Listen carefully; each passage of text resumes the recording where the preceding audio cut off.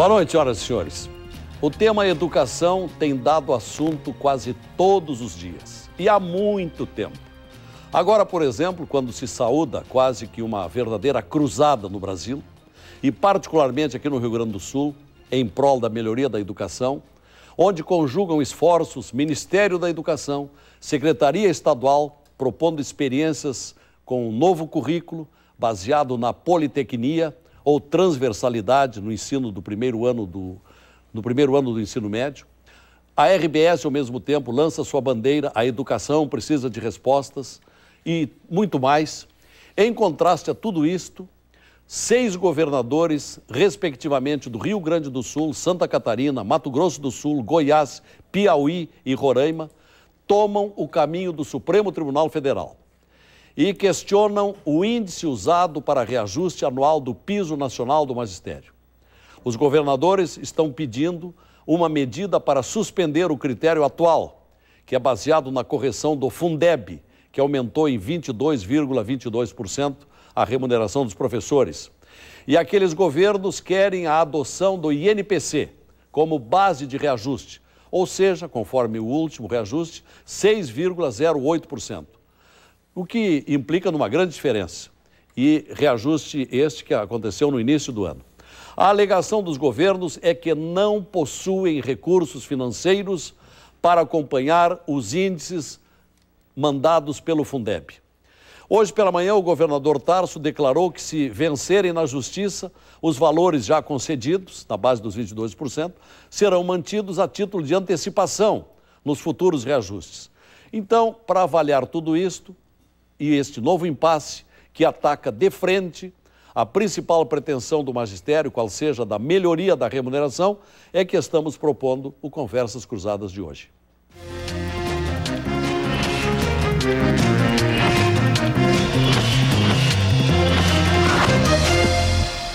Convidados: o coordenador do Fórum dos Servidores Públicos do Estado, diretor da CUT e servidor do Ministério Público Estadual, Alberto Ledur. O procurador-geral adjunto substituto, doutor Eduardo Cunha da Costa. A presidente do CEPER Sindicato, professora Rejane de Oliveira. E a secretária estadual adjunta da Educação, Maria Eulália Nascimento. Nosso programa tem o patrocínio de Funerárias Reunidas, carinho, respeito e honestidade. Sicredi, gente que coopera, constrói um mundo melhor. CIEE, ações sociais que transformam. E Sistema Fê Comércio. Com você a gente faz a economia girar. A agenda empresarial aqui no programa é oferecimento de Merigo Estruturas Metálicas, fazendo parte da sua história. E uma interativa para incrementar o debate e pedir a atenção também dos telespectadores para que opinem. O Estado, na sua opinião, deveria sacrificar outras verbas de outras rubricas, para assim poder pagar o piso com reajustes anuais quase ou em torno de 20%? Ligue para 8401-0360 e responda opção 1, sim. Opção 2, não. Repetindo o telefone, 8401-0360. Então, explicando melhor, o governo deveria sacrificar verbas, por exemplo, das estradas, da Secretaria de Tecnologia, diminuição de cargos, enfim, reduzir tudo que puder em outros setores para só então investir o máximo que fosse possível na educação. Esta é a questão, se deve fazer isto ou não, sacrificar outras rubricas para atender a educação. Essa é a nossa pergunta que queremos ter uma resposta dos nossos telespectadores. Mas comecemos pelo doutor Eduardo Cunha da Costa, que foi um dos redatores da medida judicial que ingressou justamente ontem no Supremo Tribunal Federal, pedindo que não valha esse critério dos 22% e sim o dos 6% como critério de reajuste. Por que foi, com que argumentos e com que expectativas? Doutor Eduardo, boa noite. Boa noite, Lazier. Boa noite, Maria Eulália, Rejane, Alberto, senhoras e senhores telespectadores. Essa ação direta foi ajuizada com o objetivo de declarar a inconstitucionalidade do artigo 5º parágrafo único da lei do piso nacional do magistério. Esse ajuizamento se deu em razão de diversas inconstitucionalidades constantes deste texto normativo. Na Constituição Federal, existem normas que estabelecem previsão orçamentária para qualquer gasto com pessoal do serviço público. Também há regra específica determinando que o aumento da remuneração dos servidores públicos se dê tão somente mediante fixação com lei específica de iniciativa da autoridade competente. Então, nós teríamos no âmbito da União, fixado por iniciativa do presidente da República, nos estados pelos governadores e nos municípios pelos prefeitos. Este dispositivo criou uma automaticidade para o reajuste do piso do magistério, que retira dos estados e dos municípios e também de qualquer outro ente federado a possibilidade de prever o aumento dessa remuneração dos membros do magistério público de cada unidade. Também nós vamos verificar que há uma violação, uma quebra ao Pacto Federativo, considerando que estados, União e municípios são entes autônomos e que cada um tem recursos próprios e limitados para atender às suas demandas de pessoal. Há uma fixação com base nesse dispositivo que está sendo impugnado agora no Supremo, há ali uma previsão de que, por portaria do Ministério da Educação, haja um aumento real na remuneração fixada já como o piso nacional dos membros do magistério. Dessa forma, nós encontrando diversas inconstitucionalidades, nos vimos diante da necessidade do ajuizamento desta ação direta de inconstitucionalidade, com o intuito de retirar, então, essas inconsistências do texto que violavam manifestamente o Pacto Federativo, retirando de estados e municípios a possibilidade de prever o custo ou gasto efetivo com seu pessoal, podendo, então, ter um aumento muito superior nas despesas, especificamente do piso, muito superior à sua arrecadação. E também nós verificamos que há uma violação ao princípio da legalidade. A Constituição Federal prevê que haja necessidade de lei específica para cada alteração. Essa lei específica deve ser de iniciativa de cada estado ou de cada ente federado, inclusive dos municípios. Dessa forma, deveria haver um debate no âmbito tanto da Assembleia quanto das câmaras municipais com relação a qual índice efetivamente é viável para aquele ente federado arcar. Diante dessas razões é que foi ajuizada essa ação direta de inconstitucionalidade, que recebeu o número de 4.848. Já está distribuída? Distribuída ao ministro Joaquim Barbosa. Justamente aquele que está mais ocupado lá no mensalão, porque é o relator. Exatamente. E vocês pedem liminar? Há um pedido de liminar, sim.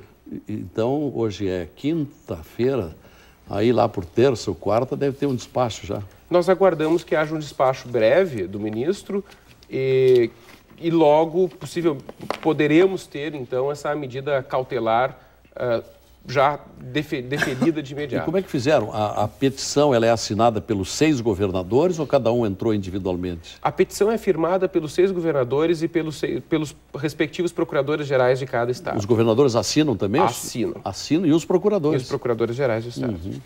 Essa petição andou circulando pelo Brasil aí, foi lá em cima e voltou? Exatamente, passou por todos esses estados, considerando até as suas peculiaridades. E os procuradores dos outros estados participaram da montagem da petição? Também contribuíram. Uhum. Ok. E o que acha de tudo isso, doutora Rejane de Oliveira, presidente do CEPER Sindicato? Boa noite.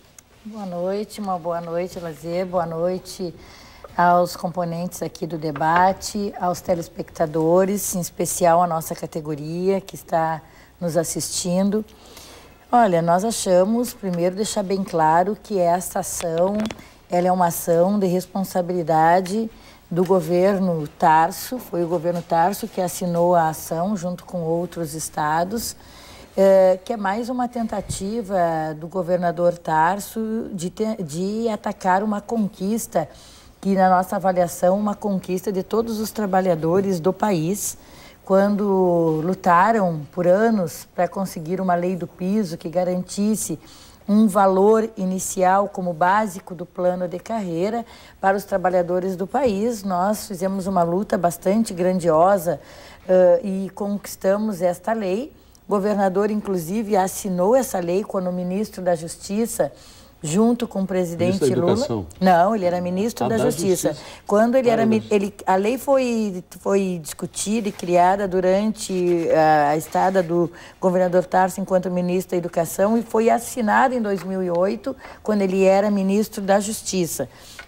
E, obviamente, que o governador Tarso conhece o que diz a lei e assinou, ele não assinou outra coisa, ele assinou o que vigora a lei hoje, que diz que piso é básico do plano de carreira, que diz que o piso tem que ser reajustado de acordo com o custo aluno, está claro na lei, e estabelece 1/3 da hora atividade. Então, o governador Tarso, quando assinou a lei, ele sabia o que dizia a lei, ele assumiu quando assina.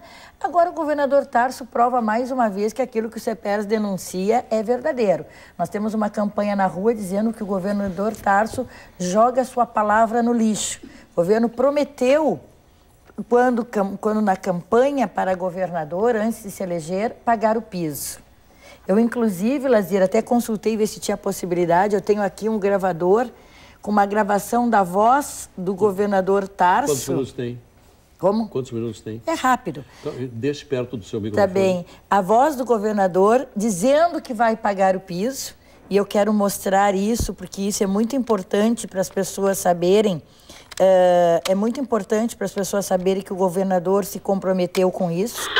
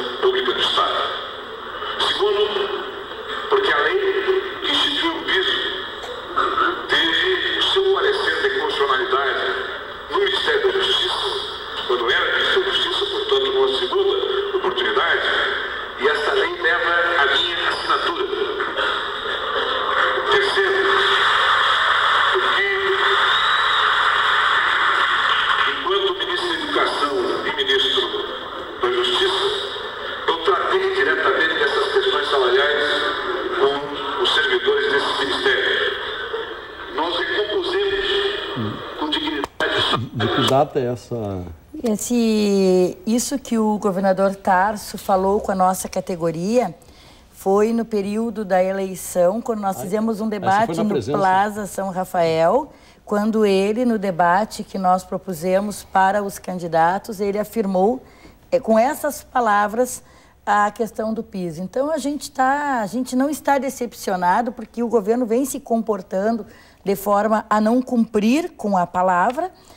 O governo não cumpriu promessa de campanha, o governo não cumpriu aquilo que acordou numa mesa de negociação, fruto da luta da categoria. Nós conquistamos um processo de negociação, apresentamos 17 pontos, o governo não cumpre os 17 pontos, e agora ele se une com governadores de outros estados, da mesma forma que fez a governadora Ieda. Não sei se tu lembra, ela dizia que a governadora Ieda, ela entrou também com uma ação de inconstitucionalidade com 5 governadores, e agora o governador Tarso se junta com 2 estados que são governados pelo PSDB, mesmo partido da governadora Ieda, um estado do PMDB, um do PSD, que é uma dissidência do DEM, e o outro estado do PSB. Esses 5 estados, junto com o Rio Grande do Sul, entram com uma ação também, a tentativa de inviabilizar a lei do piso nacional, porque, na realidade, o governo não quer cumprir a lei e busca mecanismo para prorrogar, inclusive, um tema que usa um argumento já superado, porque o Supremo Tribunal já disse, por todas as reclamações que o governo fez e ações que o governo entrou no sentido de não pagar o piso, o Supremo já se manifestou e disse: piso é lei, é básico do plano de carreira, é reajustado de acordo com o custo aluno e os estados têm que pagar. Então, portanto, o governo é descumpridor da lei, é um governo que está se colocando fora da lei, e a marca que esse governo tem hoje é de um governo que não cumpre com a palavra, não cumpre com a assinatura e com os compromissos que faz com a sociedade e com os trabalhadores em educação. E resolveu se juntar com o PSDB para inviabilizar que os trabalhadores ganhem o piso. E acho que é muito importante nós alertarmos.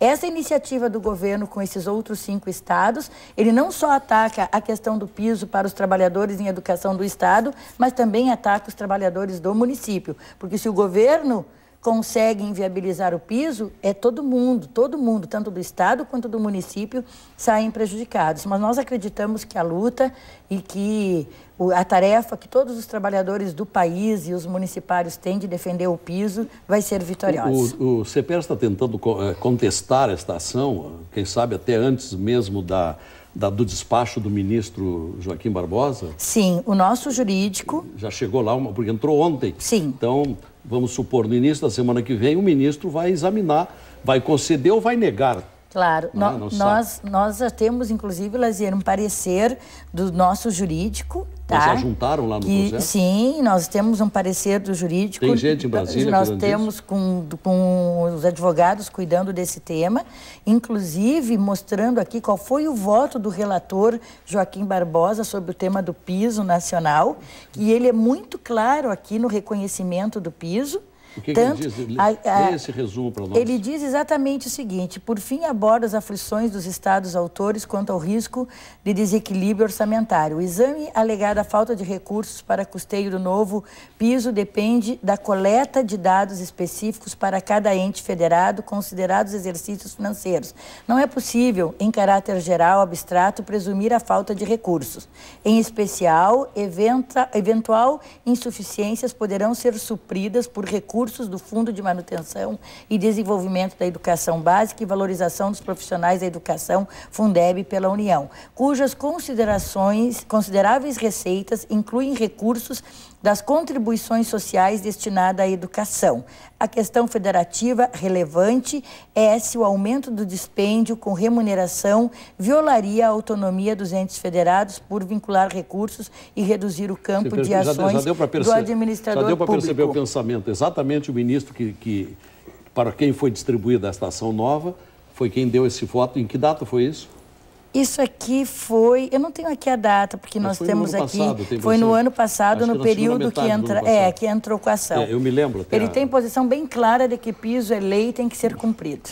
E aí, professora Maria Eulália Nascimento, secretária adjunta da Educação, como é que vão sair dessa enrascada? Bom, em primeiro lugar, boa noite a todos, aos telespectadores, dizer que esse debate não é ao contrário de um bom momento vivido, é dentro deste bom momento vivido em que a sociedade finalmente se envolve com o tema da educação que ele está colocado. Então, ele não vem para desmerecer o bom momento, ao contrário. Quando se fala em 22 versus 6,8, diz assim, só 6,8. Por que o INPC é só 6,8? Porque o nosso país vive um momento de estabilidade econômica, sem processo inflacionário. Nos anos 80 era 80% a cada mês. Então, o INPC de 6, ele não é algo que expresse algo ruim para o país. Ao contrário, ele expressa um país que cresce e não tem instabilidade. Também, ele objetiva a melhoria da remuneração, porque ao contrário de atacar uma conquista, esta ação visa garantir uma conquista. Por que eu digo isso? porque somente 6 estados da União pagam o piso. Somente 3 em cada 10 municípios, dados da Confederação dos Municípios, Nacional dos Municípios, pagam o piso. E estes que pagam o piso, dos 6 que pagam, 5 têm a carreira desvinculada, que eu vou tratar depois, que eu acho que não vai dar tempo de fazer nessa primeira coisa. Então, ao contrário, a nossa luta é para garantir que esta lei, que teve a nossa marca, ela seja efetivada no país e nos municípios, nos estados e nos municípios. Porque desta forma, como ela está colocada, com o debate que vem sendo feito no âmbito nacional, que o Rio Grande do Sul muitas vezes não tem tempo de acompanhar, nós estamos integrados nesse debate, ela expressa que todos os municípios e estados que hoje pagam o valor do piso com o reajuste, eles o ano que vem não o farão mais. Bem, eu achei muito oportuno colocar a voz do governador, porque o governador não apenas falou para uma plateia de 1000 professores, ele escreveu. E eu já trouxe infinitas vezes nesse programa, não trouxe hoje, a sineta resultante desta fala, onde está escrito o compromisso do governador, que ele vem cumprindo na íntegra. Qual é o comprometimento com o piso? Primeiro, dizer que a lei do piso, ela foi questionada pelo governo anterior em 3 aspectos. Primeiro, ela diz que o valor é o vencimento inicial. E o governo entendia que tinha que ser remuneração. Segundo, ela questionava a obrigação que a lei determina de que no limite 2/3 da jornada de trabalho dos professores eles estejam com os alunos e 1/3 para estudo e aperfeiçoamentos e planejamento. O que a ação dizia, aquela DIN? Que isso interferia no regime jurídico dos estados. Em terceiro lugar, esta lei manda claramente no seu artigo 6º que os estados, município, União, para pagar o piso, devem elaborar um plano de carreira, onde não tem, ou adequar. A lei manda que se tu não consegue pagar o valor, tu adeque, no nosso caso, a carreira. Qual foi a opção pela leitura nacional que se fez no estado do Rio Grande do Sul? Todos os estados que pagam o valor do piso e que repercute no conjunto da carreira, todos eles achataram a carreira. Pernambuco, a diferença de um professor de nível médio para a graduação é 5%, mestrado 10%, doutorado 15%. Acre tem duas carreiras, a carreira para o nível médio e a carreira para os graduados e outros. Só os do nível médio recebem o piso. Santa Catarina fez uma greve o ano passado, negociou com o sindicato uma compressão, como disse o secretário aqui no lançamento da campanha da RBS. Ele mesmo disse isso aqui ao vivo. Comprimiu a carreira, com compromisso de descomprimir em 2012. Não consegue. Ceará, 2 carreiras. Então, nós temos uma carreira que estimula a formação dos professores. A diferença do nível médio para o graduado é de 85%. E para o pós-graduado é 100%. A dispersão na carreira, alguém que entra e fica 30 anos, tem uma perspectiva de reajuste de 400%. 100 na horizontal, 300 na vertical. Qual foi a opção do governo do estado? A primeira opção, nós não vamos comprimir carreira, porque aí o piso que é básico, que é inicial, que é mínimo, vira máximo, vira teto. Nós não vamos dar com uma mão e tirar com a outra. E a segunda é a convicção da PGE e do governador Tarcísio Genro de que qualquer indexação nacional, ela é vedada pela Constituição. Tem até uma súmula do Supremo. Isso não é novidade, o governador não fez nada escondido.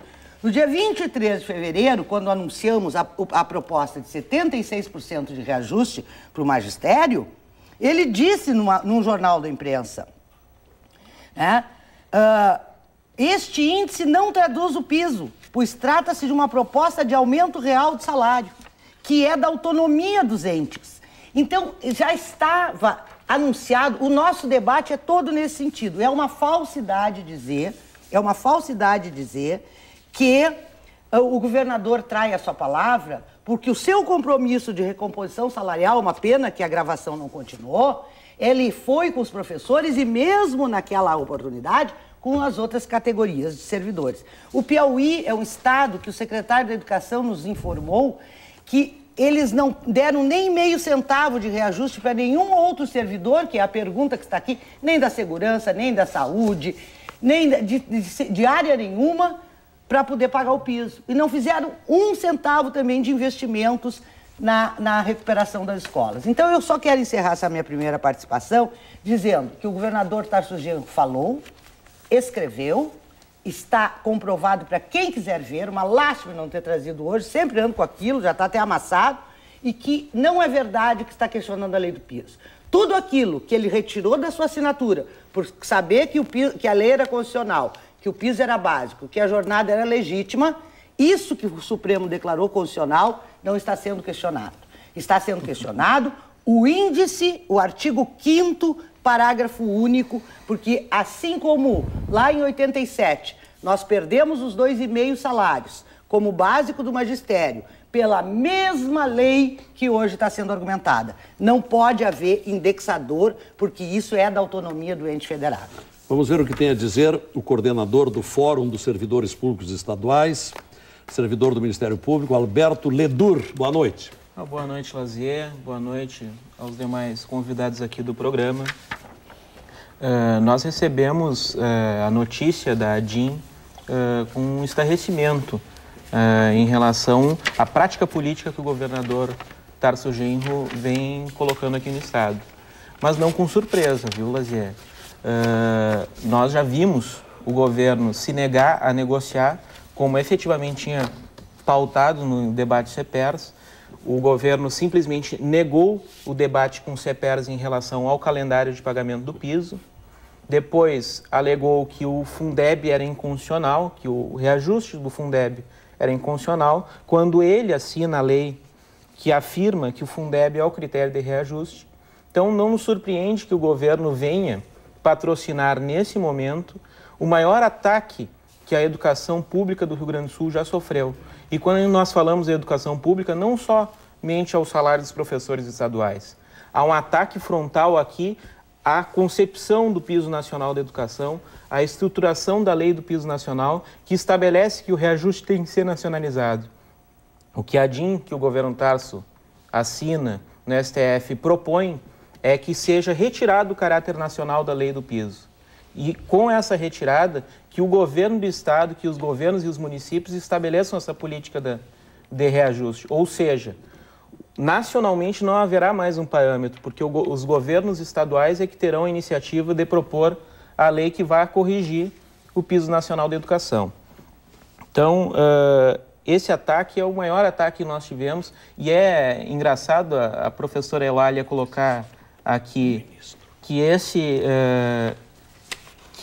momento é propício, porque nesse momento nós estamos discutindo a qualidade da educação e nesse momento nós vemos esse ataque frontal ao piso nacional da educação, que é uma ferramenta muito forte, muito potente para garantir um processo progressivo de valorização dos trabalhadores a partir da implementação do piso nacional com reajuste do custo aluno. Então, esse é o primeiro dado que nós vamos trazendo aqui. Para além disso, Lazier, essa ADIM, ela vem para chover no molhado em relação ao que já foi discutido na ADIM 4167, porque a governadora Ieda entrou com a ADIM questionando a lei do piso em alguns artigos e não em relação ao artigo 5º. Mas os ministros, o Joaquim Barbosa, que era o relator, o Carlos Aires Brito, que era um dos ministros à época, e o Gilmar Mendes entraram no debate em relação à questão do custo aluno, do Fundeb, da constitucionalidade da lei nacional estabelecer essa política de reajuste para todo o Brasil. Então, essa é uma discussão que já foi feita em âmbito nacional, no Supremo Tribunal Federal. E, inclusive, eu gostaria, viu, Lazier, de citar uma parte do acórdão, uma parte do voto do ministro Carlos Aires Brito, que hoje é o presidente supremo, Esse julgamento foi do dia 27 de abril do ano passado. Isso. Exatamente. Isso.